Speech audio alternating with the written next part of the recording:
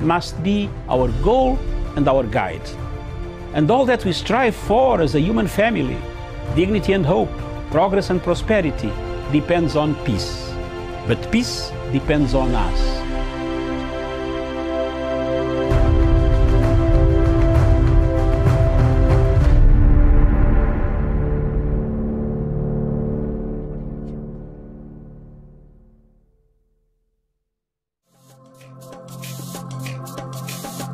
I will begin with a short statement on the topic. 1. Cliffhanger politics occurs when the left hits the right hits the center hits the north hits the south. The state of confusion over taxation in this Republic of Kenya leaves a lot to be desired. From 2013, the MPs that were in Parliament at that time passed a budget, recommended that budget, and said the 16% levy would come into effect in 2013. But later on, they decided to push the date to 2018. President Uhuru Kenyatta took over a government that had obligations, both local and international. In international obligations, he had to continue to service the date that the government of President Kibaki had. Of course, with the continuation of assembling and making sure that the Constitution of 2010 works effectively, the president had to embark on a budget that could see cementing the rule of law through constitutionalism, making sure that all the institutions of the world, that the world wants, are working and working in Kenya. It is therefore very important to understand the root causes of the current taxation saga that continues to haunt and create cliffhanger politics into this nation. The 11th Parliament passed the budget. The 12th Parliament today found the budget and the tax levy had already been passed. For all these years, from 2013 to 2018, there are several oversight committees in Parliament, committees of finance, committees of budget, committees of all legal and other apparatus that work up in a democracy.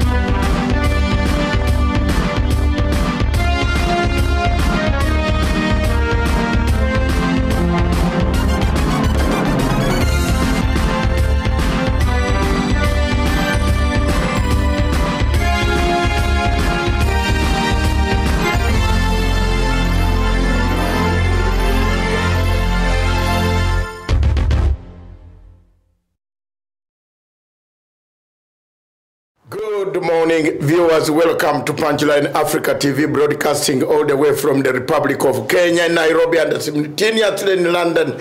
Good morning. This is our Good Morning show that brings news, headlines everywhere on the continent, touches countries, picks up topics. We pick topics that matter to Africa, and we bring them to your household straight away together with our sister station, the South Cameroon Broadcasting Corporation in Bahrain.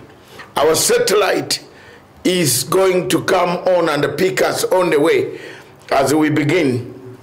But good morning, good news, bad news, we all bring it to you. Miriam and myself are always here. Later on at 12 midday, we shall have special program of Africa's international security. International security that borders on peacekeeping missions in the world. And that will be brought by Major Retired Bijiwe. Major Retired Bijiwe is an expert on international security, is a consultant on international security matters, global security matters. He will be here, and we shall go through together with me on the subject of peacekeeping missions in the world. Thank you very much, viewers. And here we are together with Miriam. Quickly, we want to go through. We have very little time. We've lost like 10 minutes. We have 10 minutes for Miriam, and then the rest we come out to talk about a starving nation with plenty of food. Very important thing. And then we look at Kenyan news headlines, mercenaries, or whatever you call them, political advisors. This is familiar with Africa in newspapers. We can see this. Why is it, one question lingers, every Kenyan? Can we have a probe on this helicopter? I think it's very necessary. Every helicopter has a probe. We saw people going to get in Nakuru, everybody, divers, people gathered to get the bodies out. The family of this guy have not received the body. The right body. The right body of the pilot. Of the pilot. Yes. And they received the bodies of Americans that were identifiable. Positively identified. What is the problem? What is the problem? There was only one black person in that chopper. In that chopper. So there's no confusion there. Do you always say I'm a prophet? No, look at me again. Yes. Was I right? You're right. Was I right? You're right to raise suspicion. I didn't even raise suspicion. I think Africa has a person, and I tell the truth. Immediately, I said this helicopter has landed. Or they said the helicopter was flying at night. I came up here and I told you, Miriam, that helicopter must have had a very big problem. Either deals went sour, or the helicopter soured the bills. Or whatever was on the helicopter was not for good of this country. Nobody has talked about it. But you would think that investigations were being conducted after. But where are they? We don't want to see. Where is the body? Nobody, even this pilot was not mourned by. I can't lose Miriam and stay on this television, start talking, and when Miriam is being, I'm not saying you are going, yes, you are missing, yes. My beloved Miriam. That would be so, my spirit will just come. Come for me. I would rather walk out, my Miriam. Until I'm rested. Yes, I'll walk out and go and see what has happened to you. Yes. So, and the owner of the chopper, has he been able to be identified? I don't. Nobody has told us who owns the chopper. I think now we need the details. It's a matter of public interest. And the journalists in Kenya seem to have been paid not to go near there. They always run for cheap stories of women sleeping with men and MPs sleeping with this. But this is a story that serious investigative journalists would go back to the island, provided security. They find out what were they doing on the island, are there resorts. Why were they flying at that time? And why were they flying at the time? Was it an emergency landing? And where were there hotels? Where were they from? Has it been established where they were? Where the supposed tourists? Was the chopper left Nairobi? Which channel? Who authorized it from the Kenya Airport Authority? For takeoff. The radar systems. What was it doing? I mean, there are so many questions now coming out in light, and you know, Kenya never misses. Never. It amazes me. Last night I couldn't sleep. I had to write an article. And the article, before you start, because it touches what we are going to discuss, I said, on the other side of Uganda, Karamojongs, who are the same culture with Turkana, the Turkanas, they are growing food. They are growing carrots, cabbage, onions, sukuma wiki. They are actually selling this to us now in Mbale, in Kampala, in Soroti. Karamojongs. Peaceful. Someone has put discipline in the people of Karamoja. They are producing now. They used to wear no shoes, no shirts, no what. They wear them. On this other side, you know, I wrote this yesterday, and I'm a frank man. You know, at my age now, I'm not going to be there to pembeleza watu. Hata kama unakufa poor, I will die poor, I didn't care. The children are now grown up. They look for themselves, because God did not say, we shall be buried together with my children. Let me be frank with you people. Maybe save you. You know, now Kenya needs someone out to save. People are scared of talking about these things. Yes. They are scared. Look at the judges. You start to talk about Maraga, tribalism comes in. Tribalism.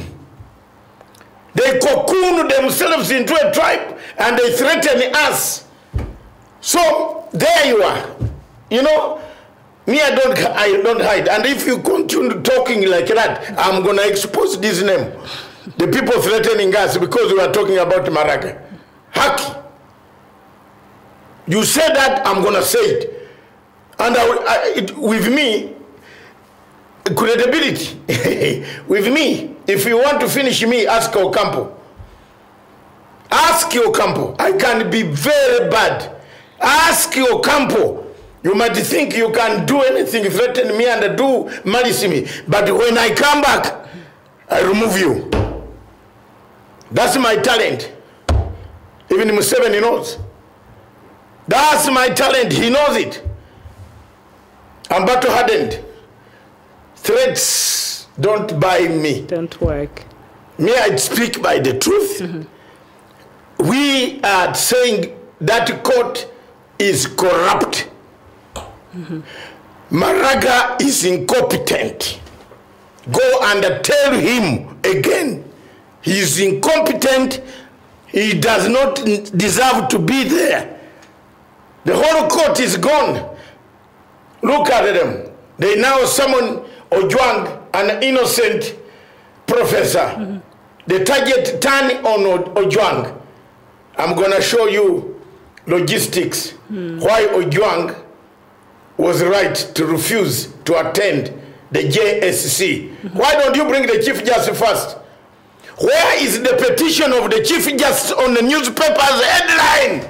Who stopped this petition to be printed on the newspaper? The president hear that. Who? There are grounds on the petition that is sure that he is the one letting us down. Someone ordered the press not to print the paper. Mr. President, there is no friend you have. Kwisha, wacha nikwambie leo, you don't have. You have only 1 or 2, 3 people whom I can tell you quietly when we bump into each other, because I don't come to your office. Hey, I tell the truth. I've never gone there to beg anything. I'm an independent man. Iko kitu mbaya sana. Some people pretending to be very good. No.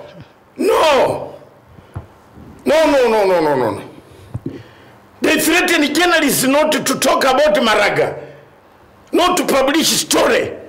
Yes, what is this? Then let's leave it. We are all intellectuals, jamen. Hakuna kuambia watu, sisi yote tulisoma, tukuje tufanye exam na nyenyi. Threatening people kila siku, it doesn't take us far. But let me be frank. The war on corruption cannot be won when people start targeting the institutions that are supposed to do corruption. Yes, indeed. And Kenyans are worried by how much the DCI is a target right now. Yes, but we know why. I'll tell you today. Bring this program at 2 o'clock. Note it down. Today I am in the mood to expose, to tell the truth. Mr. President, get your man to write. I will show you the way. Maybe we shall reach Jerusalem together. I'm telling you. I might be the one handling the horse as you enter Jerusalem to chase away thieves. Hey. These guys, they don't want anything to be in anywhere. Yes. They don't want. The judiciary now is even in more confusion. Justice Ojwang says, why I agree with Ojwang. Why should I attend a well-organized death trap for me? He has served his lifetime. The focus has turned on Ojwang instead of turning on the man who cannot even pronounce his own English properly. You know? Hey! They have turned on Ojwang, a professor who taught even some people, who can speak very well. But we have left an incompetent guy inside the judiciary bringing us all these problems. Miriam, we have a problem in Africa. We have a problem in Africa. We have plenty of food. Yes. And the people are starving. People go hungry. And yet there's some food rotting in the silos. What is the food in the silos? In Bungoma, Webuye, where all these, all those things. What is the maize doing there? What is the maize doing there? And then people are dying. Then yesterday, the warning, you know, Karamo Jones, yes, across, when in Nanok, Nanok is always in Moroto, is always in Ablatuki, in Kidepo. Nanok. There's no, a month does not pass when the governor is not sipping a drink across in Moroto. Look at the people in Moroto who used to steal our cows, rustle our animals every minute. Look at what they have done. They are digging, they are producing carrots. They have dug boreholes. There is nobody across in Karamoja with the same pattern, weather pattern, rainfall pattern, who is dying of hunger. Across Kenya, Jamaican Kenyans, surely across Kenyans, there are people dying. Surely. Of hunger, when you see those images, it's surely. It's very sad. It's very sad, the images, the videos coming from that place. And yesterday, the governor came out to say, oh, those are images from a few years ago. No, those are very fresh images that the media went there, and the photos that were taken. Some NGOs have been trying to do the little they could to help the people of Turkana. So Nanok should take responsibility and stop sideshows. He came on KTN, tears rolled down. You can see this man fumbling to put words together. He's failed his people. Not only him. Why was the government also keeping 2 billion shillings? Has this money just come from Malong? You know, was the money kept by Malong? We just received a loan from France, so you never know.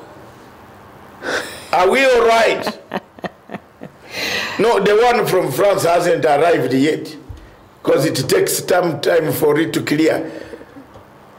But well, no, let me. The parliamentary committee, the parliamentary committee on agriculture. Yes. I was listening to them. They gave a warning that there is bound to be a drought. There is bound to be people starving, dying of hunger. We should do something. This is January. Today is March. Yes. You mean the ministers don't meet? They meet. Who are these ministers? They sleep in Venice or Jupiter or Marwa, Eugene, Kinjori. That's water. The deputy president is always in his office. Don't they come and sit down? The one of water? Are people busy chasing? Is this state? Is this a state? Or what is it? Mr. President, did you select people who are not people? These are aliens. They're out of touch. They don't come to city to know that there is no water in Baringo. They drive our cars. They drive Kenyan number plates, several bodyguards. Senor, that's the Kenyans. Kenyans, if you don't speak, nobody is going to speak for you. One day, maybe I will not be there. Because they really don't want me now. I don't speak nicely. Some people don't feel comfortable. But for me, even if I'm not here, I'm promising you, it could be a bigger. In fact, there it will be big. Very big. Very big. That I'll speak for the people of Africa until I find the truth. Surely. Then later on you come and release. Let me predict another thing. You wait after this food crisis is over. Yes. You will hear how much money got lost. Yeah, because we're still waiting for the money that was released to mitigate the flooding that was anticipated. That money for flooding, where is it? It cannot even be traced, and it was in fact solely under the Deputy President's office. So where is the money? We are not sure. DCI, that's no wonder DCI is being ESCC, Major Mtwalib. Major Twalib, please come up and help your brother. Also, you should not just be seated there. Help. Floods are coming. In May, this country will be again an ocean. Yes. Nairobi will be an ocean. It will be where I have already bought my boat. Inflammable. No. What is it called? The one that you pump. Yes. Is it flammable? Not flammable. Flammable means that it can burn. Yes, it can burn. This one, a pressurized boat. It's floating. No, the one you pump with a pump you take to the petrol station. I have bought that one. It is inside. The one the children are normally yes, rescue. Yes. I remember I bought those when I was crossing, during the Uganda peace process, when I was crossing 25,000 men from eastern equatorial to western equatorial. Through a boat? Those boats, yes. The UN gave me money to buy those boats so that some soldiers, we waited for the Nile to cool down, then soldiers could use them to cross over to western equatorial. I was removing a burden so that South Sudan can be created as a state. Look at this man here. I'm happy, hallelujah. Now you just need... I removed that menace of Konyi from eastern equatorial to western equatorial by the UN mandate. They gave us mandate, they gave us the money, we bought those. I remember how to swim. You put AK-47 with those and the boys for 2 weeks. Wow. We had to cross over 25,000 over children, what? So these are the boats. As a leader of the delegation, the peace process, I'm very happy, man. Even if I go down, I'm not going to be, I will not regret. I'll wait for God to judge me. But I did my best. My country is safer, in the safer hands today in terms of the war, in terms of security, than it was 10 years ago, or 15 years ago. When I initiated the peace process, people laughed at me. People thought I would be killed. I came out successfully. Peace returned, and I'm talking from experience. So some people who have no experience, shush, zip. Yes, zip and listen. Listen up. I worked hard, and the peace has returned to my country, Uganda. Today, Ugandans can die of poverty. That is not my problem. That's the problem of President Museveni and the government of Uganda. It's not my problem. My problem was to fix the northern Uganda corridor, remove insurgency, create and return the refugees to go back to their families and restore dignity to the rural people. I repeat that, restored dignity to the rural people who were marginalized, eaten, killed, because they belonged to the rural community. That is in Uganda? Yes. Yes. I was the leader of the delegation, peace delegation, not military delegation. Yes. A peace delegation, and I did it. I did it well. May God help me. May God help Dr. Riek Machar. He did not know that 10 years passed, he will also be a rebel. So, but he helped us to get the peace that we enjoy in Uganda, in northern Uganda today, the buildings, the sugarcane, the everything going back, petrol stations are coming back. That place was not passable. The rural community were in concentration camps. I removed the concentration camps. Myself, Rugunda, Kisano, Riek Machar, President Museveni, may God hold us and all African countries that played a role to bring about a peaceful end to a war that had defeated so many people. Yes. In Northern You can imagine, until one single Bantu man called David Matanga had the guy arrived. When the guy went away. Removed them, you know. So it takes me to the situation. It takes me to the situation of the rains coming in Kenya. Nobody's you must buy your boat. You must buy your boat. And the weatherman came out yesterday and they said that because of the cyclone happening right now in Mozambique, it has sort of by the way, it has affected our rain patterns. Viewers, we have to be very honest. Yes.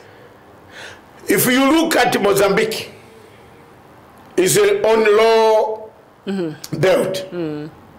But what has frightened my heart and that, you know, shocked me as a human being, because I've been to Mutare, Kimanimani, I have been to Mutare, to Kimanimani, to Beira. You know, when I was a rebel, I moved everywhere. When I was doing the peace process, Chisano took me to every place. This wind is so strong. Cyclone Tropical Idai was able to climb those mountains. Yes. You know, when you are coming from Beira and you are going up, your car, you must make sure the brakes are real. Because if you make a mistake, yes, you roll back. You might roll back. This was the area where rebel leader Ndagama used to operate the Beira Triangle, Renamo. So when the late Kiplagat and myself and others were negotiating the removal of Renamo in Rome. Bethel. Yes, Ambassador Bethel. Boss, Okay. we have worked with so many great people. Yes. I met Bethel Kiplagat in Rome with the Saint Gidio, Saint Gidio group of the Pope. That is the Vatican group. Saint Gidio, Dr. Fabio, introduced me to these negotiations of the peace process. When I was with Dr. Fabio of St. Gidio, the Vatican, the real Pope. Have you ever seen a Pope in the Vatican? I have. Wow. We went there. Yes, I met Chisano. This is how I knew that whole area of Beira. Okay. That the wind came on the Indian Ocean, swept through the Indian Ocean, all the way, and hit, and then came to a Zimbabwe. That is, look, the Zimbabwe, this is Mutare, and Zimbabwe is this one. You know, yes, the big mountain, I am seeing the mountain, it swept all this, went down in Kimanimani, that area. I've passed there in Mutare. I know the whole of that area. It's lowland. You see, that's why yes, God is great. When you look at River Zambezi, God is great. How this river maneuvers that hill, and then maneuvered, and then pours in Beira, which is low. So we people who are near the coast, like Kenya, we should take climate change very seriously. Yes, indeed. Because you see how that wind could do that, and what could stop this wind. It has caused over 1,000 deaths so yes, far. And more people unaccounted. Yes. The whole town of Beira is gone. Yes. That was the headquarters of the Portuguese. They built this town for their fortification and the annexation of East and Central Africa. As they did the Fort Jesus in Mombasa. In Mombasa. Okay. So we must be prepared as Africans. There's no more other news that you can read more than that. Yes. Other than the ones that you are going to read. But the big news is, yes, how are we prepared? How well are we prepared? How are we helping Mozambique? Especially when it comes to the natural disasters like this one. I think it was unexpected, which is something very interesting. Not unexpected. There are warning signs. Time has come. I think Africa, for Kenya to put I'm now again giving free advice. yes, Warning systems. Tsunami in Hawaii, there are warning systems. it's detected like a month before. Yes. So what is wrong with the system? Our system here, we don't have. If you go to Maputo, people must have taken that money to buy that machine long time ago. But it is not there. Africa, we die because of our own problems. In Kenya here, the warning systems of such a wind in Mombasa, I swear if you check now, Mr. President, people must have taken that money that we are putting, that warning system.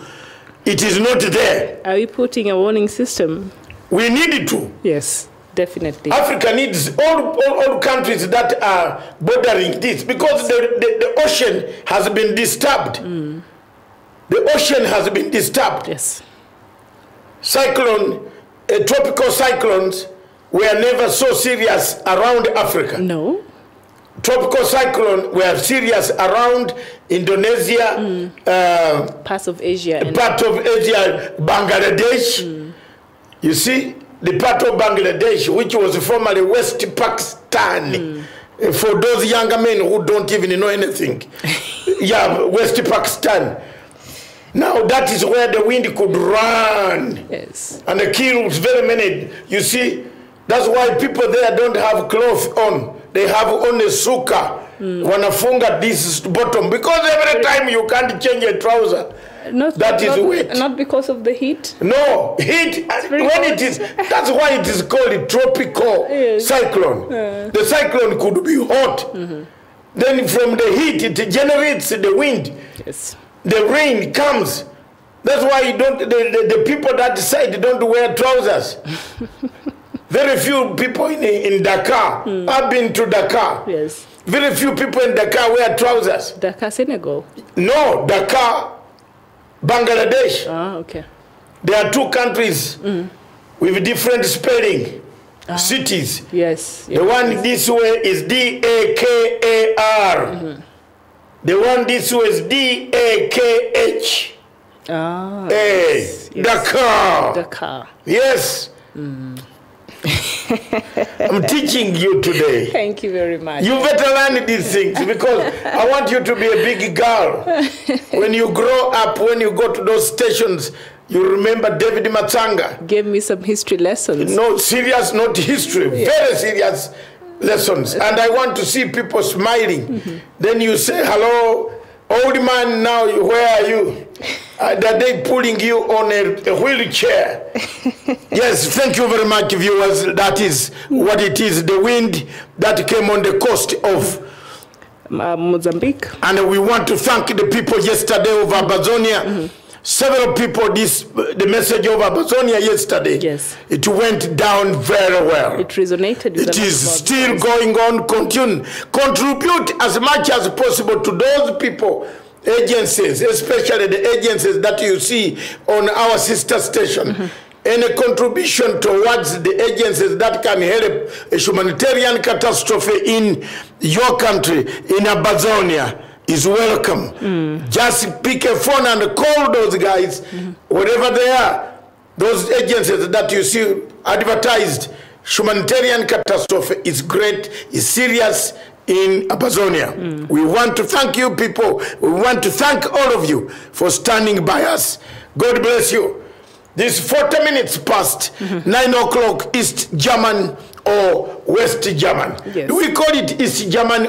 East Berlin, the West Berlin. Now we have one Berlin. It's one Berlin. Luckily enough, our satellite is based in West German. Okay. No, it is based at the border between it. You know, East German had the best surveillance. Why? Why East German had the best surveillance? The best surveillance than West German. It was more advanced compared to the West Germany was more advanced than East German. But the communists created the Russian Empire, created a satellite better than any other satellites, because from the East Berlin, you could see the whole NATO formation. You know? Yes. So give Russians a credit. Oh, those people are dangerous. They have come back now. Oh, yes. In fact, when I heard of the summit, I'm going for that summit. Which one? In October, yes. Where? Don't you know I trained with Mr. Putin in Tanzania? What? Where? Putin was in Tanzania? Well, yes. Putin trained people in Tanzania, Nachingwea, Tabora. Putin was training people. I will show you the pictures. So he's now in charge. He's called for African heads of state to arrive in October for testing the Russian vodka. Okay. Yes, I think I will be there this time. Okay. Yes, I will be there. In which month? Moscow, October this year. Okay. We shall be there from 24th to 29th. Tunakunywa vodka huko. Okay. But beer don't accompany us. Beer will not be... Paul beer might have gone by then. Yes. Thank you very much. I give you over, then we spare some 15 minutes. Yes, for the African news. For the starving. For the starving Kenyans. Yes. A country with plenty, because we want to give Mr. Mwendwa, yes, Major retired, yes, RTT Mwenda Bijiwe, his time to tell us with his Air Force English. Yes, you know he was Air Force. Okay. Wale jeshi ya anga. Jeshi la anga, yes. Yeah, hey, my Swahili is not very bad. It's very Wagwan. Jeshi la anga. Yes. I like this man is here. I like this man, Major General Mwandamura. Mwandamura something? Mwandawiro, yes. Mwandamura. Yes. Thank you very much. All right. So thank you so much for joining us this morning, this afternoon, or this evening, depending on where you are watching us from across the world. This is what is happening this morning in Africa, and we start with Nigeria. Where in Nigeria, at least 4 people have been rescued after a building partially collapsed during a demolition exercise in Lagos Island on Monday afternoon. It is the 3rd building to cave in within 1 week. And still in Nigeria, the suspended Chief Justice of Nigeria, Walter Onogen, appeared in court on Monday for the next stage of his trial. The top judge was suspended and replaced, and a replacement named by President Muhammadu Buhari ahead of last month's elections of allegations that he had failed to fully declare his personal assets before taking office. And we move to... just coming in from France, a court in France has sentenced in absentia a Congolese music star, Kofi Olomide, to 2 years in prison after convicting him... Suspended.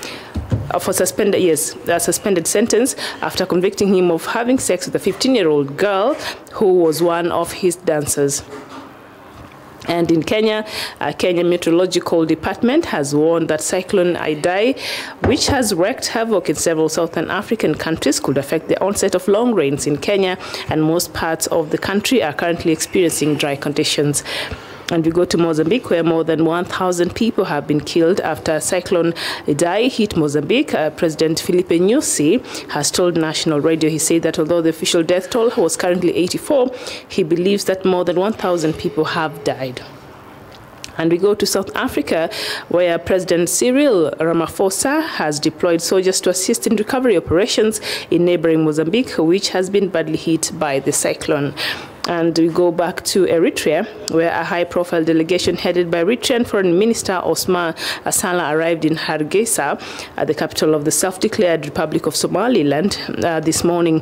Mr. Salah said he was sent by President of Eritrea to find more information on how the Somaliland government functions.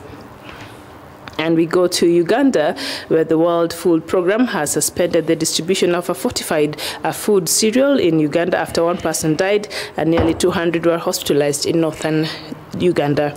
And we go to South Sudan, where Pope Francis has expressed his desire to visit South Sudan and encourage the ongoing peace process 2 years after a planned 2017 trip was cancelled because of the civil war in the world's youngest country. And we go to Botswana, where the government has resolved on Monday to provide breakfast meals at preschools and primary schools, acting upon a 2013 recommendation to align the primary school menu with that of secondary schools. And we go to Sudan, where Sudan and South Sudan have now agreed to withdraw their respective troops from their contested borders within 1 month, officials have confirmed. And of course, the defense minister from the two countries said in Khartoum on Monday that the neighbors were determined to resolve the border dispute that has been pending since South Sudan's secession in 2011. And we still in Sudan, scores of Sudanese protesters are chanting freedom, peace and justice rallied in Khartoum on Monday, witnesses have said, as a campaign against President Omar al-Bashir's rule was poised to enter its 4th month. And in Angola, torrential rains have killed 16 people in western Angola's Benguela province, authorities have confirmed. Now, the province is located about 416 kilometers south of the capital in Luanda. And finally, we end with Algeria, where newly appointed Prime Minister has started talks to form a new government in what appears to be the latest move to appease protesters. The new cabinet will include experts with no political affiliation and will reflect the demographics of the Algerian society. And that is the latest from Africa this morning. Thank you so much for joining us. I am Miriam Ogutu. Good morning. Good morning. Good morning, Africa, wherever you are. Thank you very much, viewers. We have just, come to our real subject, which we shall tackle. And believe me, a major retired Air Force will give me, I will slash 6 minutes, so that we talk about a starving nation. A starving nation with plenty of food. What cast us? What created Africa the way we are? What is it that we in Africa always do things the different way? A Muzungu knows what he ate 20 years ago. If you tell any Ebo Muzungu in London or Europe, ask him 20 years ago what he ate, he can write for you. And he also knows how much the 200 years to come, there will be food. Have you ever heard of London talking of hunger? No. United Kingdom does not even grow these foodstuffs. Yes, they imported these foodstuffs, they make them from us, but they have kept their food for 400 years. There will be no hunger in Britain for 400 years. But a country that has weather, good food, everything grows very nicely. Yes. And then the worst part of it is, look at this, it is embarrassing. There is maize in all this government NCPD, is the National Cereals Produce Board. Storage. They are there, and they don't want to buy this farmers in maize. It is rotting. Are we cursed? It's ridiculous. Is this Africa, the same Africa that we are born? Or there is something wrong here? There's no explanation to that level of madness, actually, because that is what it is. Year in, year out, we already know that parts of this country, they have trouble with, they can't really farm very well, the arid areas and the semi-arid areas. So this is something that the government and the county governments especially are supposed to have put measures in place to mitigate, when it comes to, because they know it will happen. This is something that happens annually, we understand it happens. So the fact that there's no plans to take care of that in 2019, 7 years after the promulgation of the new constitution, 7 years after we started having devolution came into place, there's no explanation to that. It's just you watched the governor of Turkana, the one who drinks our beer every day across in Karamoja. He does? Yes. Oh, okay, I didn't know that. I just want to take this opportunity to announce to the RDC Karamoja, when you see Nanok, arrest him, because he goes to drink, to eat, then he comes back, leaving his friends, his people dying. Can't he take an example of Karamoja that never had carrots, cabbage, onions, beans, rice? Today, Karamoja, like hate Museveni.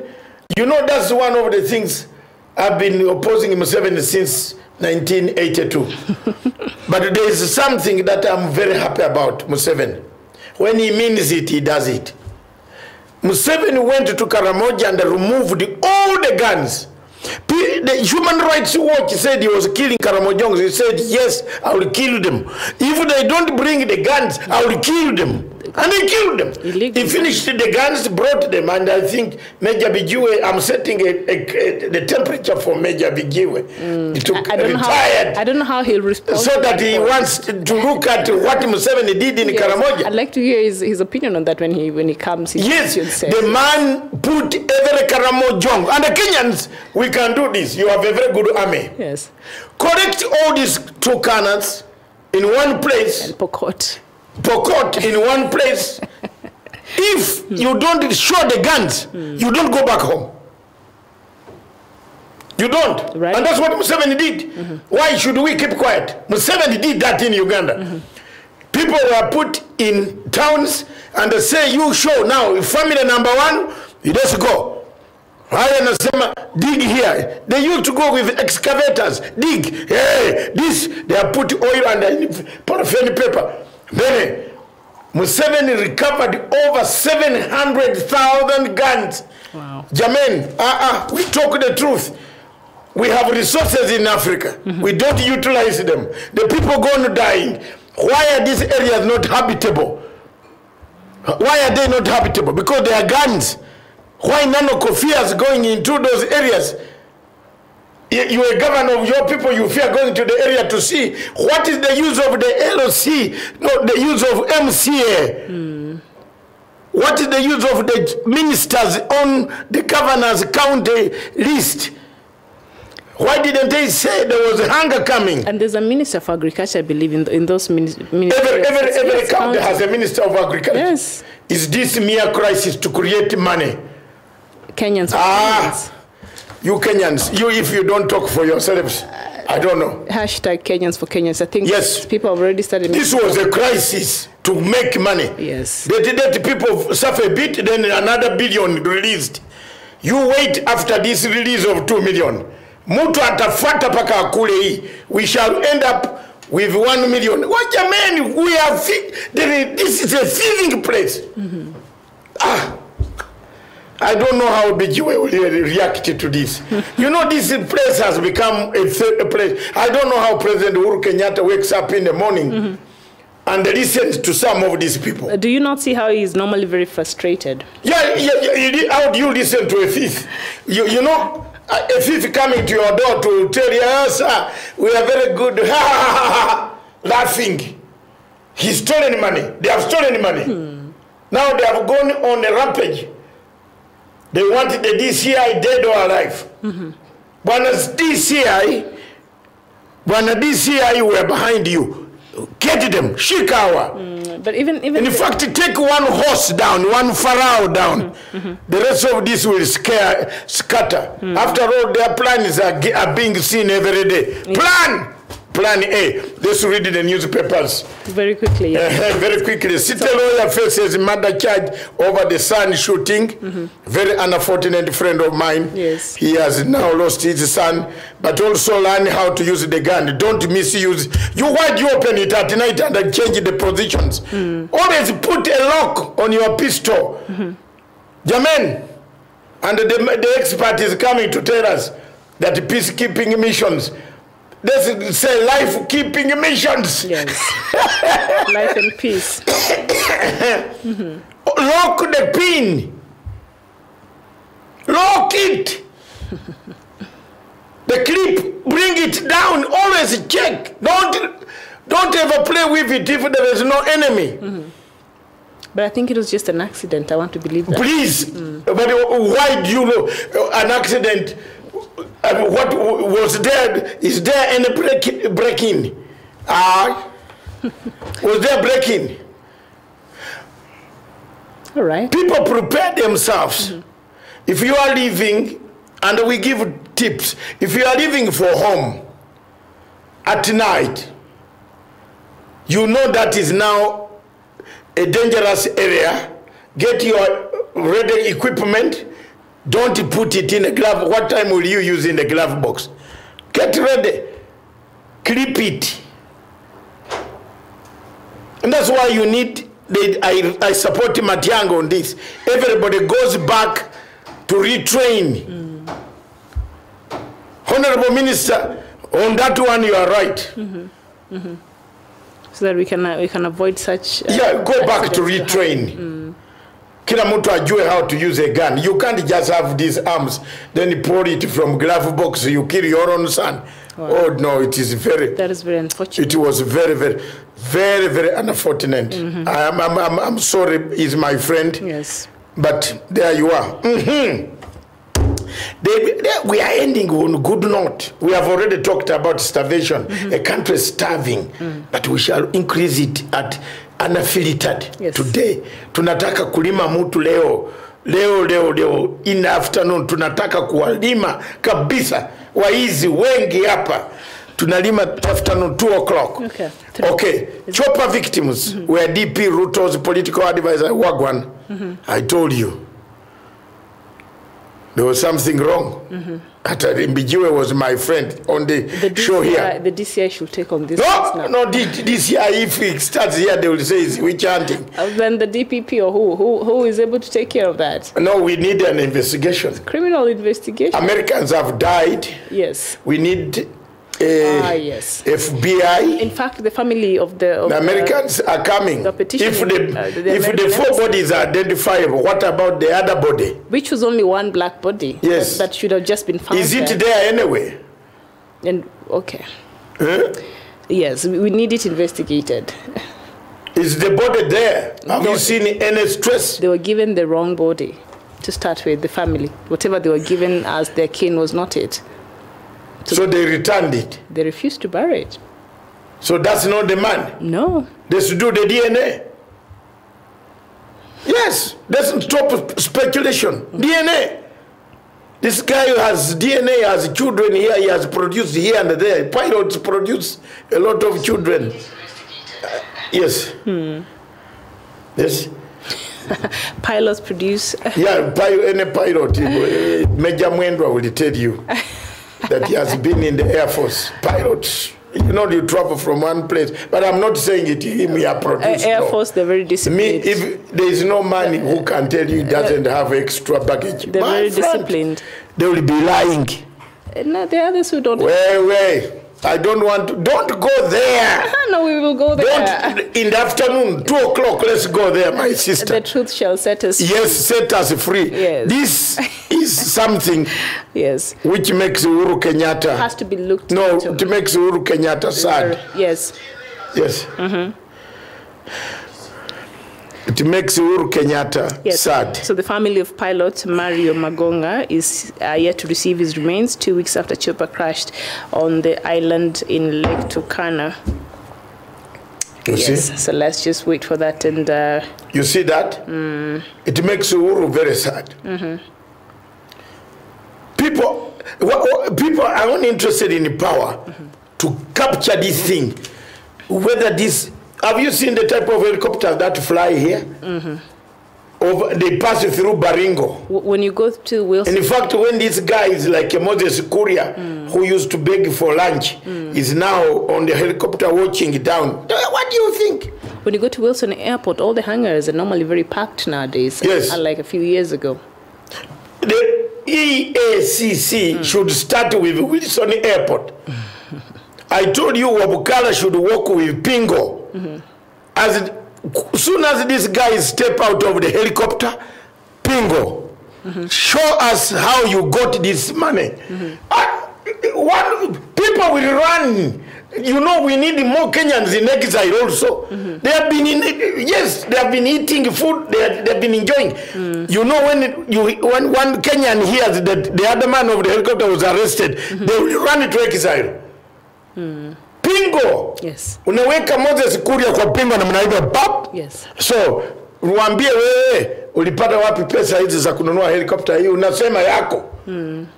If it was not bought for you for 2022, sure. Where did you get the money when you are begging for lunch? Yes. In Intercontinental Hotel from Mathanga. And also something very interesting here, Dr. Regis, before I tell the truth, man. Some of these guys like Omutata, these are people who should not even talk. Omutata, I was the one feeding you. Now you are also telling people that you have money after getting fixed. You brought chaos to the court. Tell the truth. May God help me. God will help you. So now this very interesting story here that just caught my eye. The agency wants Ngirita's cars and property. Now, Assets Recovery Office tells court it believes 3 cars and several pieces of land owned by well-heeled Naivasha family. They were involved in the first NYS case. No, the second one. Yes. So now the Assets and Recovery wants to get those things back. I think it's a good way forward. Not even wants to get back. Go undertake MP, DC, APs, police. They camp there.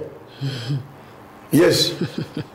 They camp in those properties so that you don't take any. Soldiers need a good accommodation. Walale uko. Police need to sleep properly. Some of those houses, turn them into hostels for police recreational grounds. Recreational grounds? Recreational houses, yes. For what? Recreational? If you have bought apartments, let's not recover them and sell them. Let's recover them and make them circle, government circles. Circle your government where police or army can go and enjoy. Government circles, and you'll attract another Kwangos and corrupt cartels. No. With good management, these things can work. There's no winning in that. But Yes. I think it's a good move. They can still auction the things, and the money can be... Auctioning, if you ask auctioning, who auctioned Mr. Triton money? Where is it? Yeah. Divani. And also grand answer me. Where's Divani's money? Pesa ya Divani iko wapi? Yes. Some people are sleeping in Divani's houses. I can arrest them tonight. John Clark is saying, Doctor, calm down. And no, I can arrest. You see that the president give powers to ordinary citizens to arrest. There are people here who took over Divani's properties. Where are they? Yes. Nyenye watu, no. You people, no. Okay. You are putting us under very stiff pressure. It's 3 minutes past 10 o'clock. Yes. In Germany and past 12 in Africa. Thank you very much. We now bring in the security expert. But before we go, DPP gets the dams kickback files from Kinoti. All right. Hey, younger man, you are also publicizing too much. Cut it down. Yes. Enda pole move shike watu. You are that. This is my young man. I can tell him when his father was taking him to Cardiff University. I met them in Victoria Station in London. So he's my younger man. Okay. Musiende kwa public. They should stop with the... Yes. This is the weakness is coming from there. Due to secretary. But also... Enter some... No, leave us get a spokesman. Jamen, nye. Don't speak. But have you ever heard of the Chief Justice of London speaking? Even here... the Chief Justice. Even Maraga does not speak so much. Oh my God. Maraga does not speak? So much. Maraga is everywhere. What? Like a maize seller. Oh my goodness. People who sell maize kwa barabara. Yeah. Maraga. I think it's... Don't touch that name. I don't like it. I think it's time I give way to... Yes, let's give way to Mwenda. Yes. And let him do the show. Yes. Don't talk about Maraga. Maraga is like a maize seller. Maraga. He has become local tribal. Now he's gone into tribe to say they are coming for me. Who is coming for you? Your incompetence. If you can't speak English and you're Chief Justice, what else can we do? All right. Are we not in a terrible state? So we will take a very short break, and then we will come back with our second part. Bring these things at 2:30 to 3 p.m. on Unfiltered. Yes, indeed. Yes, where we don't take prisoners. Yes. And of course, the second part of the show, Dr. Matanga, together with the retired Major Bijiwe, they'll be looking at the UN peacekeeping missions across Africa, especially. Have they been very helpful? And we'll have some study countries they'll be looking at one by one, about 8 countries. So hopefully that will enlighten some of these things. Is there peacekeeping? Well, I think that is the question. Let's battle it with yes, the boss. We'll be able to find answers to that. So don't go too far. Good Morning Africa returns in a bit. Thank you. To be here today to participate with my brothers and sisters in this very important forum when we are reflecting and thinking about our country. When we are thinking about our country, we are thinking about ourselves, our people at home, and the generations to come. Mine is to assure you that we are doing our best as far as investigations are concerned.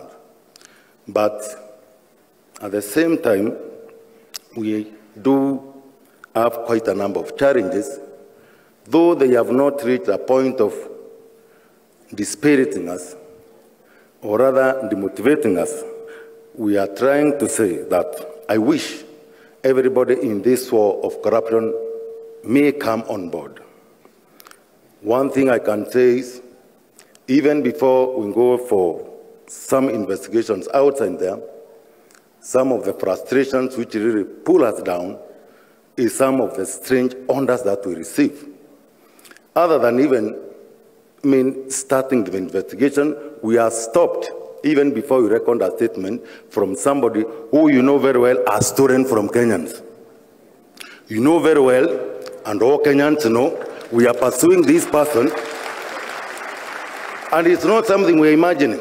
We all know, and we cannot lie to ourselves, surely, and everything can show.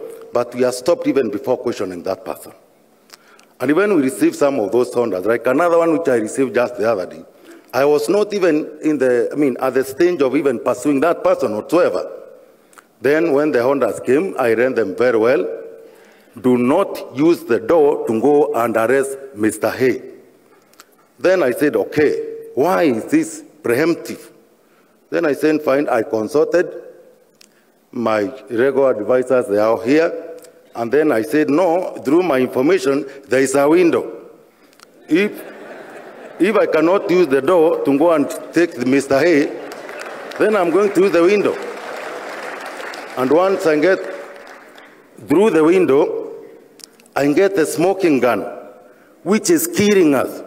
Just smoking, just immediately from murdering us Kenyans. When you steal from us, the hospital money, loans money, development fund for all this country, what do you think you are? You are not better than that terrorist you are battering there in the Dusit and other areas. Then, immediately, faithfully carrying our smoking gun, then what happened? We are told, don't dare, don't even bring this smoking gun here.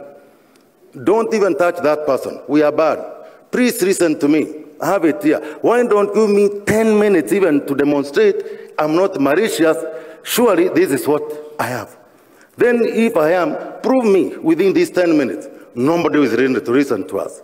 What I can say is, thank you for prayers and support from Kenyans. I know very well that issue of mafia in Italy, it was completely almost replica, the capture of the mafia. The way the war was won, and the people's cry, they were wiped dry their tears, it was through the corrective working and bravery of their police, prosecution, and judiciary. When most of them, they are homicide, and then the police said, no, enough is enough. Our people have cried enough. Let's go to fight for our people. Inasmuch some of them were still with the mafia. It was massacre. They said it's okay, let's die, but for the world cause of our people. The prosecution came on board and said, no, equally, we are the cry of our people. Let's join the war. They joined the police, the prosecutors. Then the judiciary came and said, no, then we shall not be left. They came on board. The war was won for their people, ultimately. We can say, equally in Kenya, we can take the cry of our Kenyans and they say, this greed, these millions we are stealing every day, stash them in bank, there are papers, we shall read them in this world. Let us say, what is enough for us is what God has given us. And the moment we say collectively, we are going to fight this war together, I can for sure tell you, this country is beautiful, it has plenty for each and every one of us. And I can for sure we shall have peace of mind. And even during our last days when they do come, even that billionaire and all that, you will be smiling knowing if there is heaven, me I'm a Christian, I believe there is one. At least then have a space after the one hereafter. So that.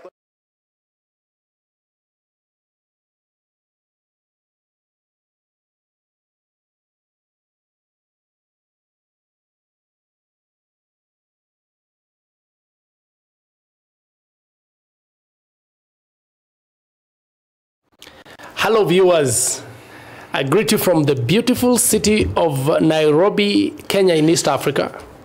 And this is your favorite show, airing from this moment on for the next hour. Hello viewers, I greet you from the beautiful city of Nairobi, Kenya in East Africa. Sorry about that, a little technical challenge there. So this is the show that highlights issues security globally, and this is Punchline Global Security. I'm your host, Mwenda Mbijewe, and today we will go into the whole issue about UN peacekeeping missions in Africa and around the world, are they necessary? Are they helpful? Are they of any use to Africa and basically to the entire world?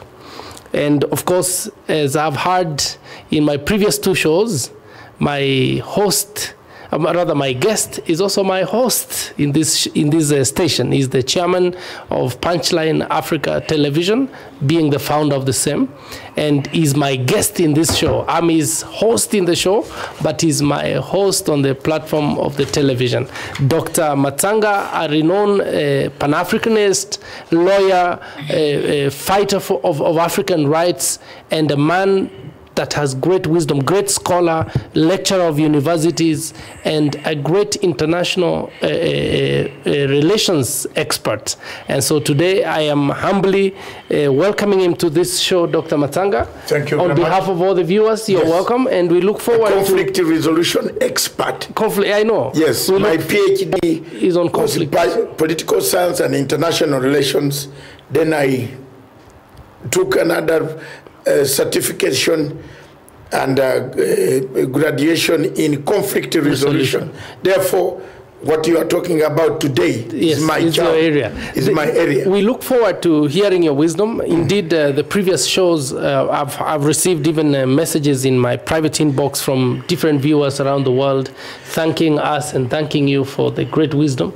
And so today we examine the whole issue about UN peacekeeping missions. Yes. My first time to personally come into the understanding of the UN peacekeeping mission was when I was about the age of about 11. And this is when Kenyan troops went to Namibia. That was the first time in my understanding as a young man, got to know there was peacekeeping issues, and there was the famous Kenbat. And there was a neighbor in our village, actually passed on 2 weeks ago and was buried last Tuesday. Was in that Kenbat. And so it was big news in the village that our villager has gone to Namibia to to keep the peace in Namibia. And indeed, the whole issue about peacekeeping, Dr. Matanga, has been one of the key tenets of building peace around the world. Because where peace needs to be kept, it means there has been a conflict which has escalated. It has caused, havoc to life. There is a civil unrest and war. And then they bring in the peacekeepers who previously, up until Rwanda, it's from the Rwanda crisis that peacekeeping missions had got redefined, where sometimes you don't even have the peace to keep, you have to enforce it first before you keep it. And that's what the mission in Somalia is today. They enforce the peace and then they keep the peace. So this has been a very popular concept in Africa, Dr. Matanga. And so even as I welcome you to this show, this is something that I would like us to already begin with. How do you see Africa as a recipient of peacekeeping missions? There are other countries around the world that we mentioned in the show, but mainly Africa.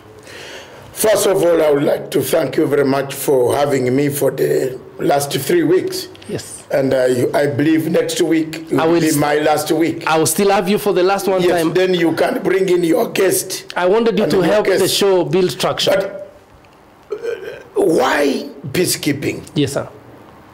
Why peacekeeping? It means there's been a conflict. Yes. You can't keep peace when there was no conflict. So to understand peacekeeping, we must first understand conflict. Yes. Why do we Africans attract more conflicts than any other places? Yes. The only conflict that attracted UN peacekeepers in Europe is Yugoslavia. Yugoslavia, yes. And I believe I want to take this opportunity to talk frankly to Governor Godana, Major retired Godana. Yes. Is my man. We met in Belgrade. Yes, in Belgrade and Bosnia together.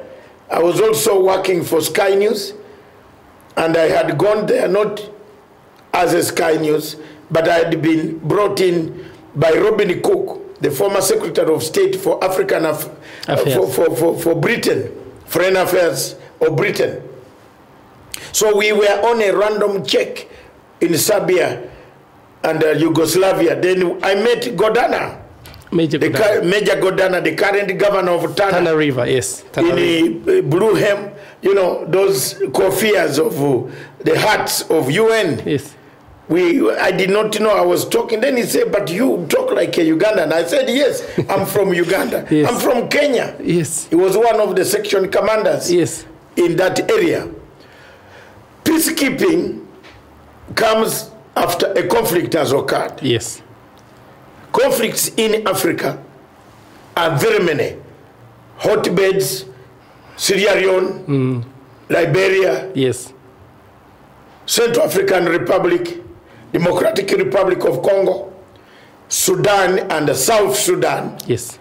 We still have what we call UNIMIS, which is United Nations Mission for Peace in South Sudan. In South Sudan, yes. It's keeping, the mandate has just been extended for another 3 years or so. Yes. Because there was a conflict. Peacekeeping would not be there if there were no conflicts. So the UN sat down and said, we shall need to come in and rescue certain places where two warring parties had fought over either inequality, equity of resources, conflicts of borders, conflicts on just adventurism. Yes. Don't forget there is the question of adventurism, the question of going into Congo for adventure. Uganda and Rwanda entered the Congo to petition it. They were taking it. Yes. For some of them want, because the Banamlenge who are in Uganda, the Tutsi who are in the empire, extended all the way up to Atlantic Ocean. If you didn't know, the Tutsi king was most powerful. He ruled all the way from Malawi, all the way from Natal. KwaZulu. Yes, coming up to the Indian Ocean, the Atlantic Ocean. If you trace that Tutsi empire, is where you find the Kagames, you don't blame Museveni, you don't blame Kagame for being tough, for going into Congo. They were going in Congo. They wanted to take Congo. That's why we have another peacekeeping mission in Congo. That one we have. We now have Sudan. That one we have. Uganda, we did not have any peacekeeping mission. Yes. Because the Ugandans decided to resolve their conflict without themselves. Yes. We agreed. Museveni agreed. We also agreed. The rebels agreed. The UN brought a small contingent, and the AU and the EU, they helped. The situation was done. Yes. Eritrea, Ethiopia and Eritrea, they have a peacekeeping force on the border. So now we closed the border and went to war, and they hammered each other. They lost over 1 million people. I know. The battle between Ethiopia and Eritrea is one of the dangerous battles that we saw in Africa. Yeah. Thanks God it has cooled down. Calmed down, yeah. So basically, peacekeeping forces of UN in Africa have come because there have been conflicts. Yes, and therefore, if you are addressing the two, weighing the two, do we need them? Have they been peaceful? Have been helpful? From your question, yes, and at times, no. When it reaches Rwanda, they became useless. They became helpless. They watched the massacre. They watched the Hutu extremists slaughtering the poor Tutsis. And that one is attributed to the late Kofi Annan. May his soul rest permanently, never to come back. Because there are certain people in Africa, and I want Major Retired Bijiwe, you are an expert, a student of this subject. When you are telling your students, tell them frankly, there are certain people in Africa who should never step near your country. And I told you last week. Yes. One of them is Obasanjo. Another one was late Kofi Annan. Kofi Annan. Another one is Zuma. Yes. Another one is Soros. Yes. If those guys step near your country, you hear them, they're coming, they go, they come, they go. Please, close your doors. I'm telling you, close your doors. And another one is DSGE, the external intelligence system of France. I'm always open. They have come. They were in town. They have come, they have gone. Thank but God. Wait. Thank God. No, wait. Wait. Is Kenya about to become a French colony? Watch me. Wait. And repeat, look for me wherever I will be. Take my number. Yes, sir. Take my number. The French were in town. Take my number. Because in Africa, if we don't speak like this, yes, this peacekeeping will come every day. Yes. Regime change will come every day. Comes in so many formats. Have you noticed that since some things happened here, everybody is forming a voluntary group? So go under your security officer. Yes, yes. Okay, check.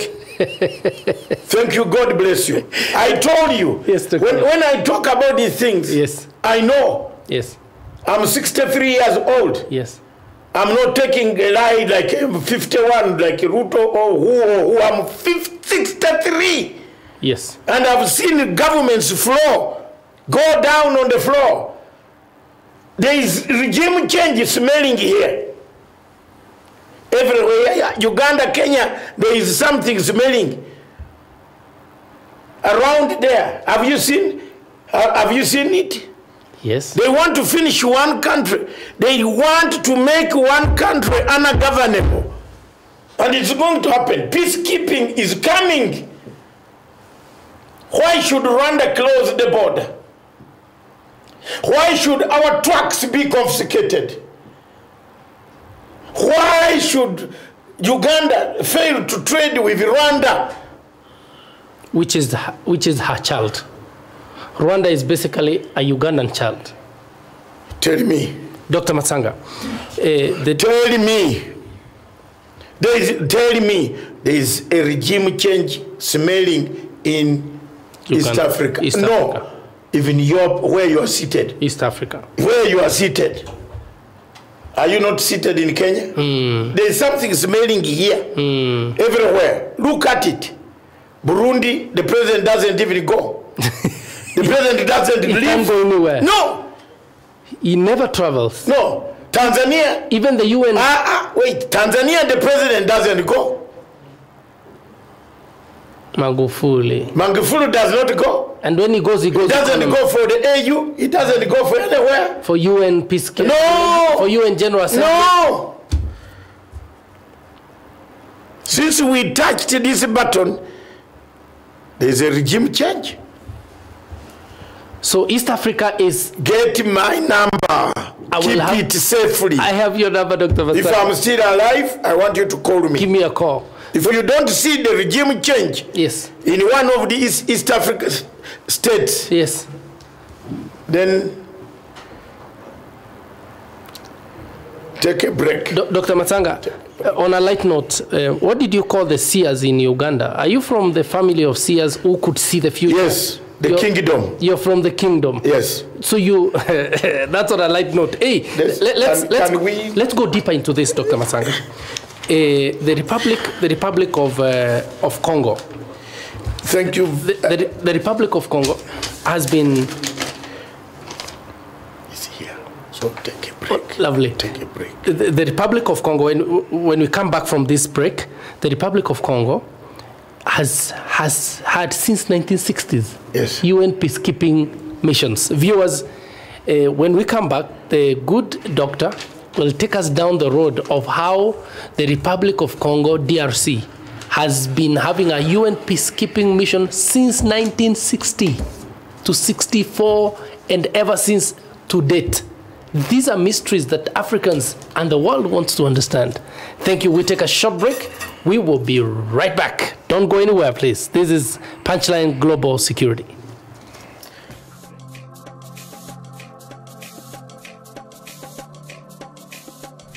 our ambassador to the United Nations, Nikki Haley, laid out a clear agenda for reform, but despite reported and repeated warnings, no action at all was taken. So the United States took the only responsible course. We withdrew from the Human Rights Council, and we will not return until real reform is enacted. For similar reasons, the United States will provide no support in recognition to the International Criminal Court. As far as America is concerned, the ICC has no jurisdiction, no legitimacy, and no authority. The ICC claims near universal jurisdiction over the citizens of every country, violating all principles of justice, fairness, and due process. We will never surrender America's sovereignty to an unelected, unaccountable global bureaucracy. Trump's decision to come out of ICC, which is International Criminal Court, sends a lot of signals and a lot of happiness to some of us. From time of the inception of ICC, David Matanga and others, I want to thank David Hoyle, my professor,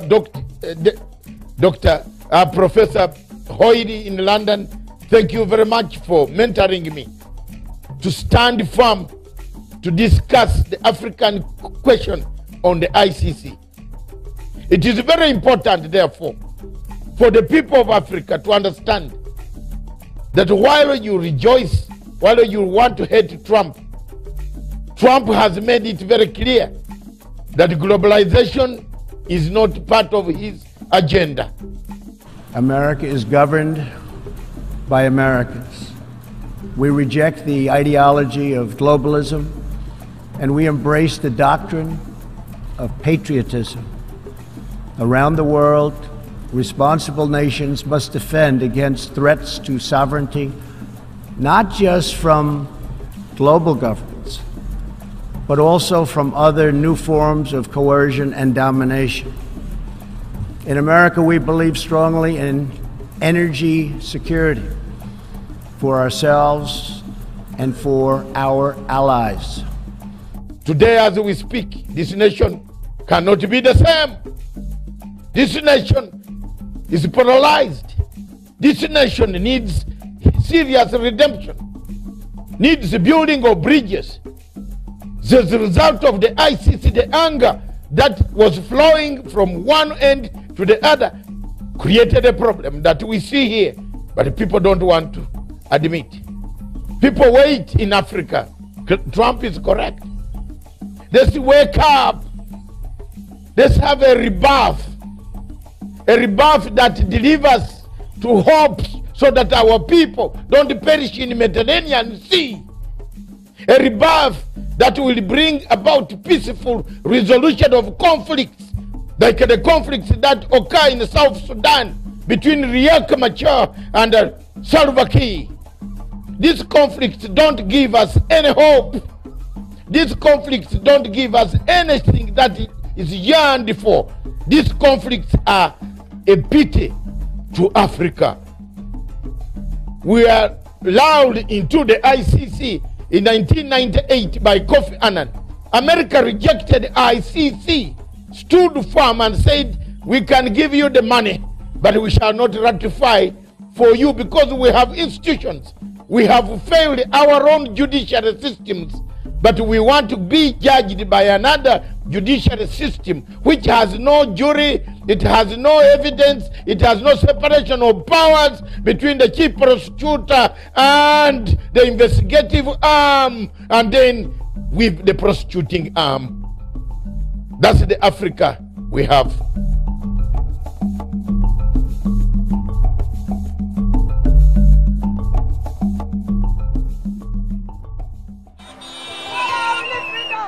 We call for a non-violent revolution. We call for a non-violent protest. We call for a non-violent march. This is what we are demonstrating to the world, and we have resisted Mr. Biya's army of occupation in our land. but this is a moment that we must continue to stand firm. Of this nation. Along with many other Cameroonians, many of you, as far back as the early 90s, and more frequently lately, I have insisted upon the imperative nature of genuine dialogue.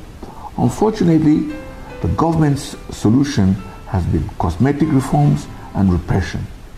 Teachers, lawyers who raised legitimate concerns were either arrested or forced into exile. Doctors, important people in our society who asked for genuine dialogue, were met with punitive transfers and humiliation. It is regrettable that the government hasn't learned from the past. We are ambassadors. We don't need anything again. The only solution to the matter is let the government solve this problem by giving our independent freedom. We have a territory of our own. We recognize international boundaries. We have a language. We have a culture. We have our own laws. We have everything that is required by international standards to be a people and a nation and a state. The UN must give us this right. We as a people, we have the right to self-determination, and we are determined to go our separate ways. The people of the Southern Cameroons have suffered under the brutal regime of the annexationists, La République du Cameroun. We have suffered for 56 years, and we finally decided that enough is enough. I think dialogue is the main solution, because the use of military has never been a solution to a problem concerning this kind of issues. So the government of Cameroon has to dialogue with the Anglophone regions to come to a compromise and let this problem be solved.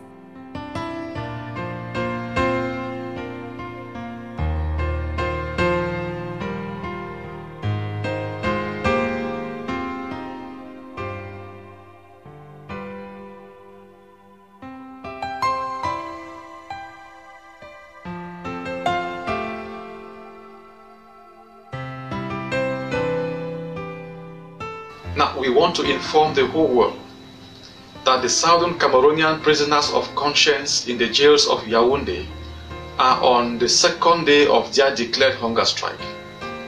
Now, we want the entire world to know, because we are convinced that the regime in Yaoundé will be indifferent until they begin to die. While we encourage our brothers in this process, we also call on Southern Cameroonians to join them in a fasting, so that the whole world may know that we are a determined people. Self-determination cannot be effective without self-defense. We are opposed to violence. We are opposed to war. But if La République, if the UN should continue to dilly-dally as they are doing, and La République comes now to attack our people, they are forced, they are bound by the law of nature to defend themselves. Hail this land of glory, we the Amazonians pledge our loyalty.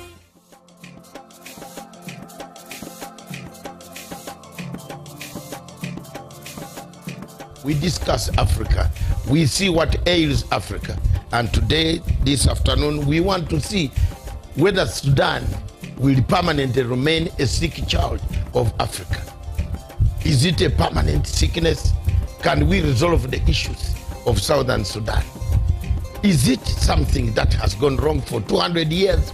There has always been a problem in Southern Sudan, in that great region, starting from all the way the Alimadi Wars and the rest of all what happened until today. Peace seems to be elusive. Why has UN taken slow action? Why hasn't UN set up a tribunal? We want to see a tribunal that will make sure that Southern Sudan people are accountable. Those who committed crimes against the human beings. 20,000 Sudanese perished. They are perished. They are not accountable. Nobody can account for them. And we cannot sit here, go on hammering peace agreements without mechanisms of accountability.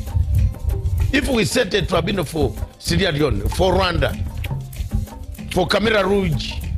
We need somebody to stand up for the poor masses, the masses that have died, the masses that continue to die, the masses that are being brutalized, murdered, maimed on a daily basis by marauding armies of both Riek Machar and Salva Kiir. There must be an accountability. You are not going to sit here and tell people there is no accountability in Southern Sudan. There must be a tribunal.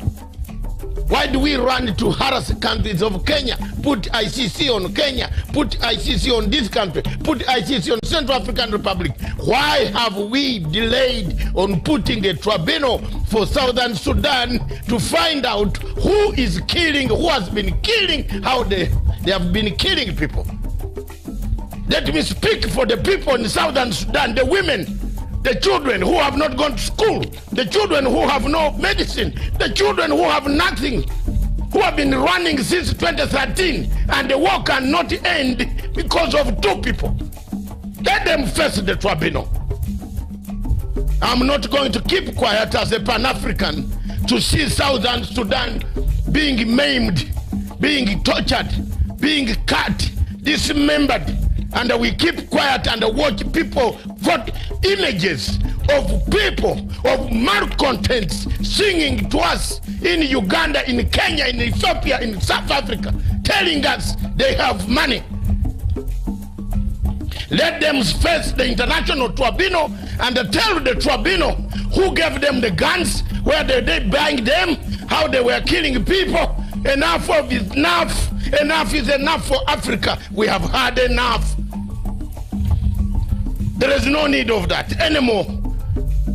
Enough is enough. And if people have died, they will not cry. We people who are left on planet Earth must cry for them.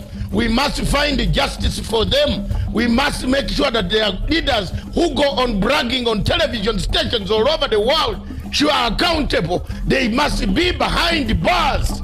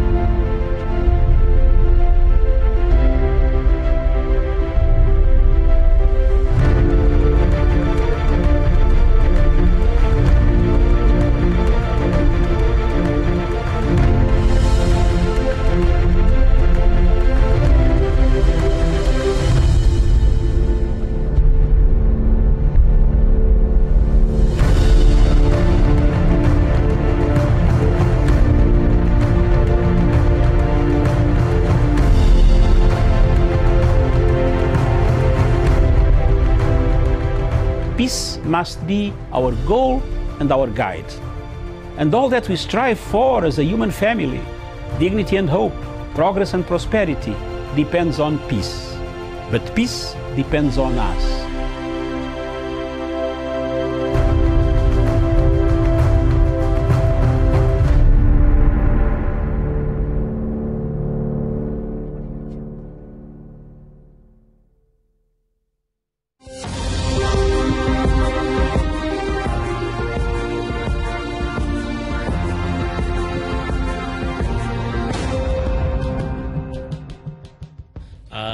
As regards to the Namdi Kanu's absence in Biafra, and of course, yeah, we now come to Biafra. You are not announcing properly. We come to Biafra, Nigeria, the zoo, Buhari's zoo. Yes, my people, I die. Africa cannot talk of integration when we cannot solve problems like the problem in Biafra, in Cameroon, and other places, Central African Republic, South Sudan. We must solve it now. Yeah. So the question of Biafra, the Biafrans are asking for referendum. Yeah. They say, my friend, since we gave you power, no airport, no school, no what, everything is gone. You leave London, you want to reach Lagos. You reach Lagos, you want to go home to your village. You take 4 days, yet you took only 8 hours from London up to Lagos. Have you seen the trouble that the Biafrans have? No airport, no good roads. The roads have a pothole, not even a pothole anymore. It's a crater. It's gone down. The car disappears for 10 minutes, then it emerges because it is rolling down and up. There is no infrastructure in southeast Nigeria. Pollution is of the highest. They drill oil, but they are not pumping in money back to the people. So these people have said enough is enough. You know, for us, we want African integration. But when we find a problem of Nigeria is real, that it must be discussed, they have decided, the Israelis are saying they will protect Nnamdi Kanu. So you try them, try you. They will cause you a coup. So Buhari, be careful. That's all I can say today. Yeah, I think the Biafrans in this struggle, they're making some strides. Of course, with that assurance from Israel that they're going to provide security for Nnamdi Kanu, it means not necessarily him alone, but it means also protecting the struggle or even supporting the struggle, because in essence, that is what they're trying to actually, the message they're passing across. So what Buhari then has to do is just to accept and allow these people to have this referendum so that they can determine their fate. I suppose we have spoken so much, we have said a lot about the Biafra struggle. The only thing now for President Buhari is nothing but to allow this referendum, because again, as time continues by, as this struggle gains momentum every other lapsing minute, I'm telling you, even these people are gaining more popularity. They're now gaining more support from other people outside even Nigeria, which is a plus for them. And so President Buhari has to wake up to the reality and give these people a referendum. True, I was lucky enough to listen to his address, and honestly speaking, I can tell you for free that Biafrans are, who listened to him sort of felt like, they were so proud to be Biafran at that particular time. For some reasons, it sort of rejuvenated the energy of wanting to get this freedom and getting this independence. I mean, he said he's coming here this time around, is going to bring hell along with him. And I'd listened to some of the stories that he gave as to how tough it has been, a battle for him and of course the government of Nigeria. And genuinely speaking, when you listen to the kind of resentment and you listen to the kind of energy also that is coupled with this, you can really tell that, this is a person who's not going to relent. This is a person who's not going to turn back. And by the time he's getting this kind of protection from the Israeli government, then he tells you that they've seen the reason, that they've seen the worth, of course, of the cost of fighting for independence. So I can tell you for free that it looks like the people of Biafra are focused, and the Biafrans are not going to turn back. The Biafrans are not going to take anything short of an independence from what I see. At least we're lucky enough to sort of have an interaction with some of them, through the social media platforms. And we can say that indeed, of course, even as President Buhari is setting himself for an election and, finding back his way to power, it's also important that he addresses the plight of his people, because he is a president of Nigeria and he is supposed to ensure that he addresses this plight. He's sort of failed in giving them justice. And, it's very, very important that moving forward, there's that peaceful connection. And that peace cannot be achieved in the event that, the people of Biafra continue crying foul. So it's important that he sees a way of addressing this. You also do not want to go to an election with such a kind of, environment. And the Biafrans have categorically stated that they are also not going to take part in the election. So that is a clear indication that these are people who are already set and are focused towards ensuring that Biafra, becomes a state of its own. And they already have leaders like the likes of Mazi Nnamdi Kanu. So, I mean, it's almost as though it's a done deal for them. Sure. Let's look at why does Africa always wait for problems to come before they solve them? This problem of Biafra has been going on for some time. And that problem has been having a big impact in the region. ECOWAS and the rest of African Union, they are watching a situation happen in Nigeria. They should come out and give a solution before it goes to a full-blown out conflict.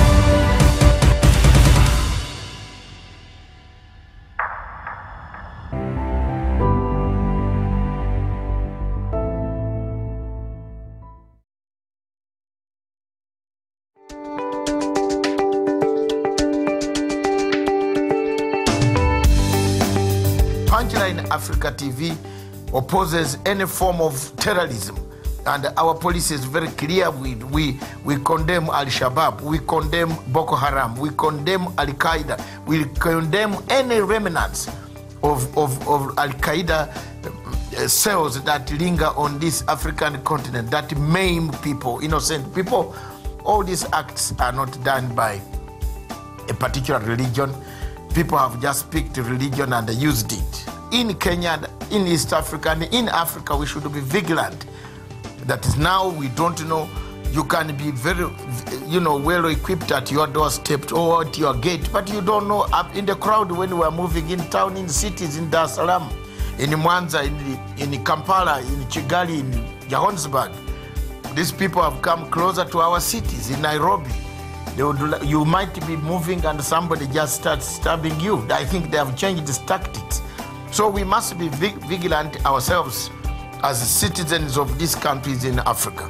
Together we shall one day wipe out all forms of terrorism that have actually widened the gaps or the gulf between the people, the religions, and the type of hatred that is coming out is not very, very good.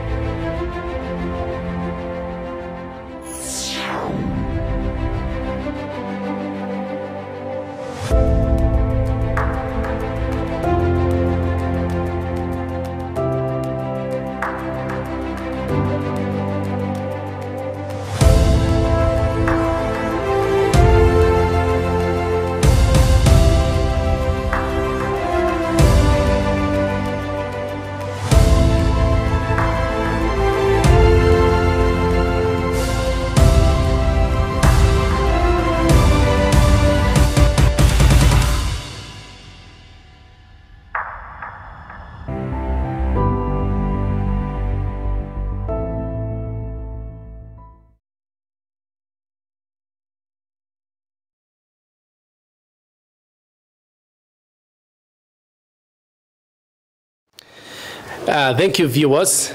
We apologize for that long break. Our guest today, Dr. Matanga, had to rush out to attend to some official issues that we didn't foresee. So I'm here with my colleague and friend, Miriam Ogutu, to bring the train to the station, so that we don't leave you hanging out there, dear viewer. But I promise you this same show and topic will continue next week, Tuesday. We will come back to the same UN issue, UN peacekeeping issue, and delve deeper. And luckily, our host and my guest today, Dr. Matanga, will still be our guest next Tuesday. So you will still be able to glean from his wisdom. Yes, but even right now, I thought you guys really looked at some of the countries that, the UN mission has really done a good job in trying to contain some of the conflicts that have been happening. And so I'm sure our viewers will be looking forward to our next show come Tuesday, because not just in Africa, but even just across the board, yes, has been doing a great job. And so this is a conversation that is very important. And sure. There have been a lot of UN peacekeeping missions around the world. There have been some in East Timor, that's as far as the world goes. Yes. There have been peacekeeping, of course, in Yugoslavia. There have been peacekeeping missions in the Greater Middle East region. Some that are still ongoing, some that are even observer missions.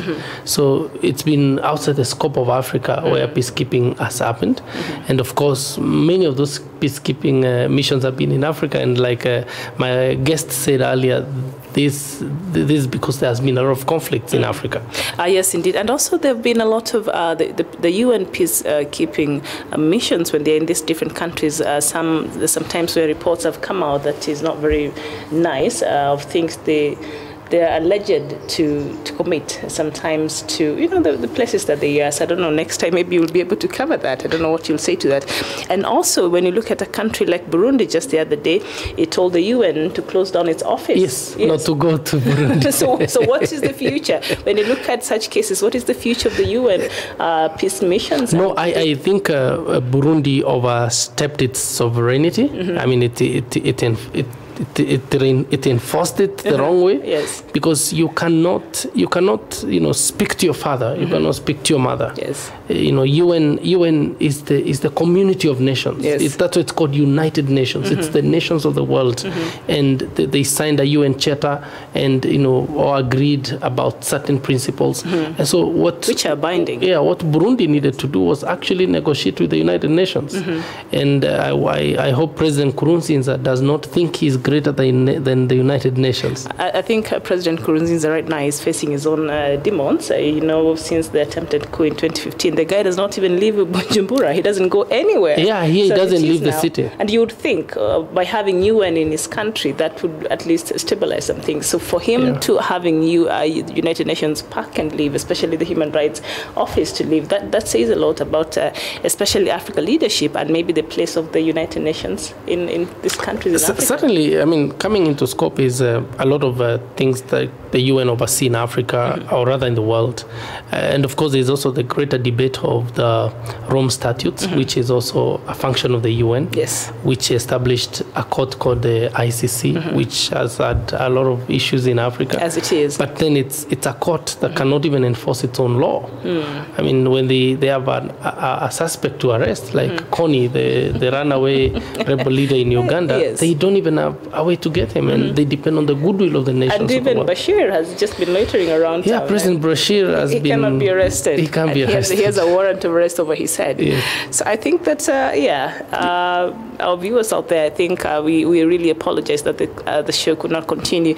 But hopefully next Tuesday, a major will be here, retired major will be here with Dr. Matanga, and they will continue these very important conversations. But right now, I think our time is almost up.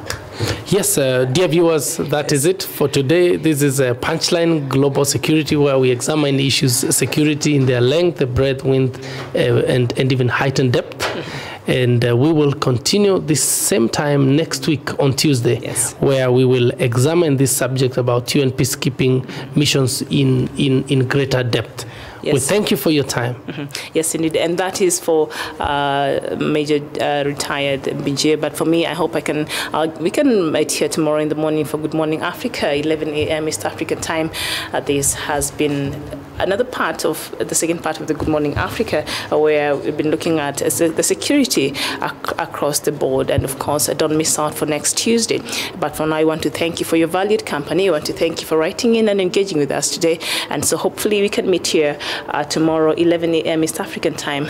But from us here in Nairobi, Kenya's capital, it is bye-bye for now.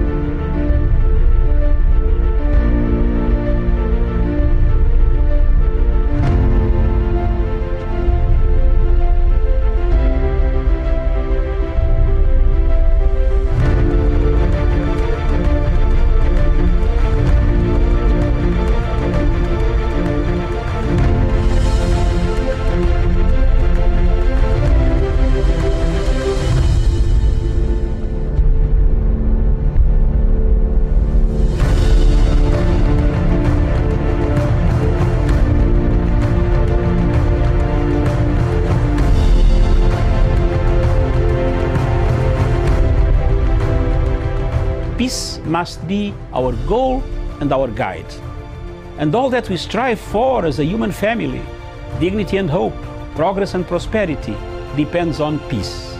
But peace depends on us.